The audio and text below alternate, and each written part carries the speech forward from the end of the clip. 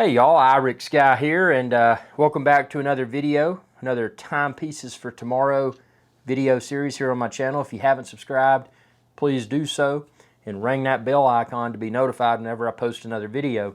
But within this video, I want to talk about crown guards versus no crown guards and what the big deal is. You know, if you're new to watch collecting, you've probably heard crown guards and you've heard no crown guards, and you probably don't know what in the world that means. Well, it's actually very simple, and I'm going to illustrate what it is. So this right here is a popular piece, popular dive watch. This is a Tudor Black Bay 58. And see, there's the crown. The crown's what you use to set the time on your timepiece. This right here is another popular dive watch. It's a Rolex Submariner 114060. And you can see it's got the crown also, but look at that beside the crown. Part of the case sticks kind of out, see? Now, what crown guards do from a functional perspective is that they may better prevent the crown from being, and again, both of these are screw down crowns, but if you had a really hard knock, let's say for example, you were jumping off the side of a boat, and this is the side of the boat. If you had crown guards, bam, that impact is probably going to hit the crown guard first, the side of the boat, bam.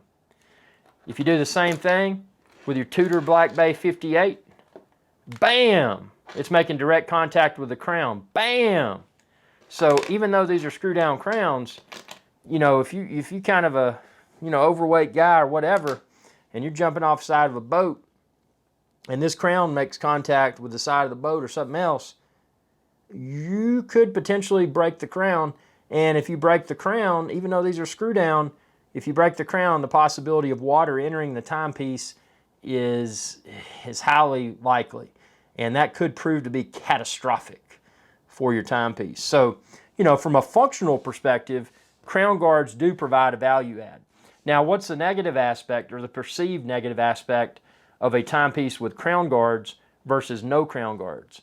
Well, if you look at these two within this video, 4K, crank it up if you've got a compatible smart TV or computer monitor, and you can see all the detail, but the lack of crown guards gives this Tudor Black Bay 58, now keep in mind this is a 39 millimeter, this is a 40 millimeter, so this is a slightly larger piece anyway, but the lack of having crown guards gives the timepiece a slimmer look on the wrist, because this, you know, this creates the illusion of there being a bigger crown, even though, you know, see, you know, having those crown guards beside the crown, there's a bigger bulge on the side of the case, whereas this, the only bulge or the crown guard is the crown.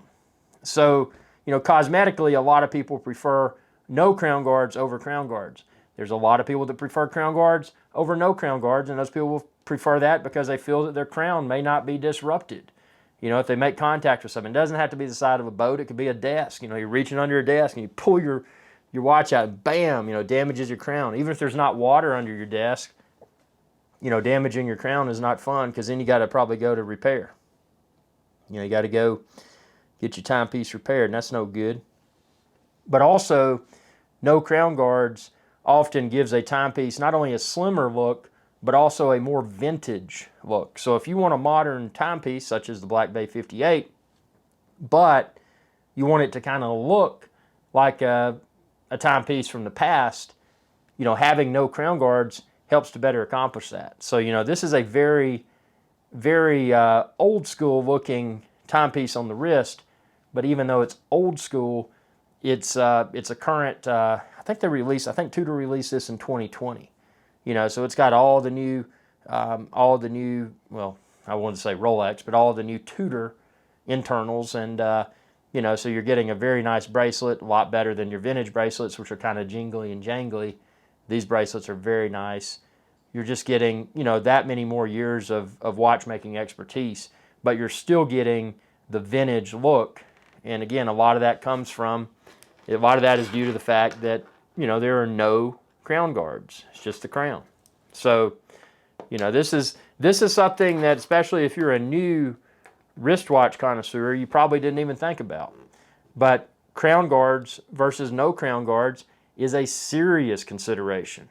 And if you never thought it was, you know, you need to rethink what's important, because it is important to identify, do you like crown guards or do you like the more minimalist and vintage type look that a no crown guards timepiece brings to the table. So I hope you enjoyed this video. I have fun filming these videos, and if you have any questions, comment below and I'll be more than happy to try to film a future video to respond to your question. I love talking about watches. Speaking of talking about watches, if you haven't checked them out, Archie Luxury, and I'll post a YouTube card. It'll pop up, Archie Luxury, Archibald Chesterfield III, arguably the most knowledgeable wristwatch person in the entire world. I know that I've learned a lot from him. I've been watching him for, well, over 20 years, man. I'm getting old. I'm getting old, man. But yeah, any questions you have, just ask. You know, I like to have fun with this. Nothing is scripted. And thanks for your viewership, and be sure to subscribe. And when you do, ring that bell icon, and that'll notify you whenever I post another video. Y'all have a good day. Hey y'all, Captain Irix Guy here. I hope y'all enjoyed this video. If you did, please be sure to subscribe. It's youtube.com/Irix Guy. And ring that bell icon when you do to be notified whenever I post another video. Thanks for your viewership, and y'all have a good day.